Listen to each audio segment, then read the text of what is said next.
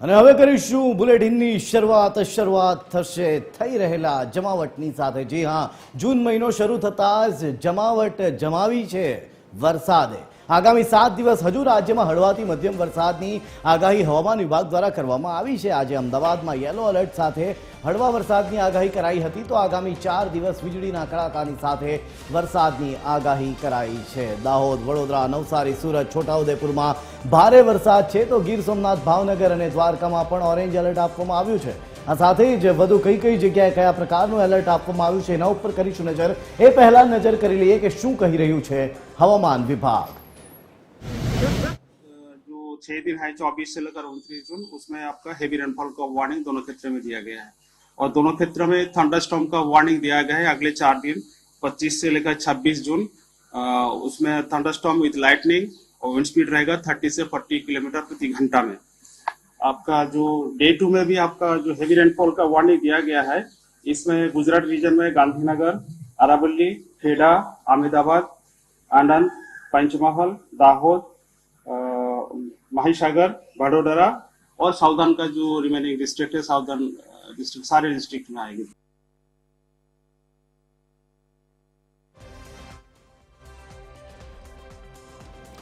તો હવે નજર કરીશું આજે હવામાન વિભાગે જે આગાહી આપી હતી। શરૂઆત આજથી કરીશું। આવનારા 7 દિવસ સુધી આગાહી કરાઈ છે, પણ આજે કયા વિસ્તારમાં શું અપાયું છે એલર્ટ એના ઉપર કરીએ નજર। તો આપ સૌથી પહેલા જોઈ શકો છો કે અમરેલી, ભાવનગર, ભરૂચ, નર્મદા, વડોદરા, પંચમહાલ, દાહોદ, છોટાઉદેપુર, સુરત, નવસારી, વલસાડ અને ડાંગ આ એ જિલ્લાઓ છે કે જ્યાં ઓરેન્જ એલર્ટ આપવામાં આવ્યું છે। ભાવનગરમાં પણ ઓરેન્જ એલર્ટ અપાયું છે। તો આ સાથે જ રાજકોટ, બોટાદ, આણંદ, ખેડા, અમદાવાદ, સુરેન્દ્રનગર, પાટણ, મહેસાણા, સાબરકાંઠા, ગાંધીનગર, અરવલ્લી, મહીસાગર, બનાસકાંઠા આ એ જિલ્લાઓ છે કે જ્યાં યલો એલર્ટ આપવામાં આવ્યું છે।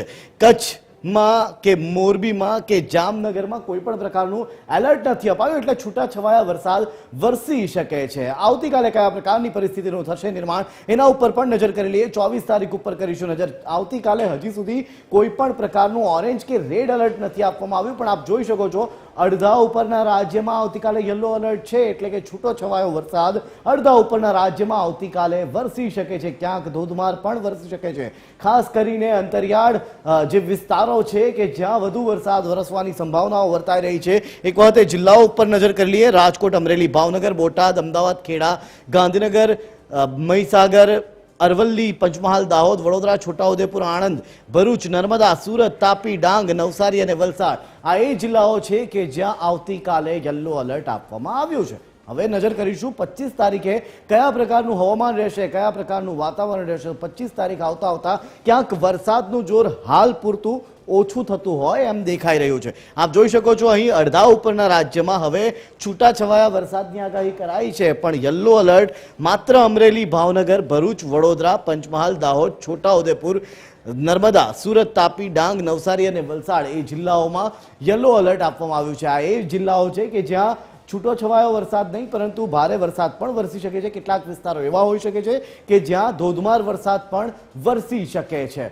નજર કરીશું હવે 26 તારીખે કયા પ્રકારનું વાતાવરણ રહેશે, કયા વિસ્તારોમાં વરસાદ વધશે કે પછી ઘટશે। આપ જોઈ શકો છો આપના ટીવી સ્ક્રીન ઉપર આપ જુઓ છો એ રીતે કે આખા રાજ્યના નકશામાં 26 તારીખે યલો એલર્ટ ધરાવતા જિલ્લાઓ ખૂબ જ ઓછા છે, જેમાં અરવલ્લી, મહીસાગર, પંચમહાલ, દાહોદ, છોટાઉદેપુર, નર્મદા, તાપી, ડાંગ, નવસારી, વલસાડ, ભાવનગર અને અમરેલી આ એ જિલ્લાઓ છે કે જ્યાં 26 તારીખેના માટે યલો એલર્ટ આપવામાં આવ્યું છે।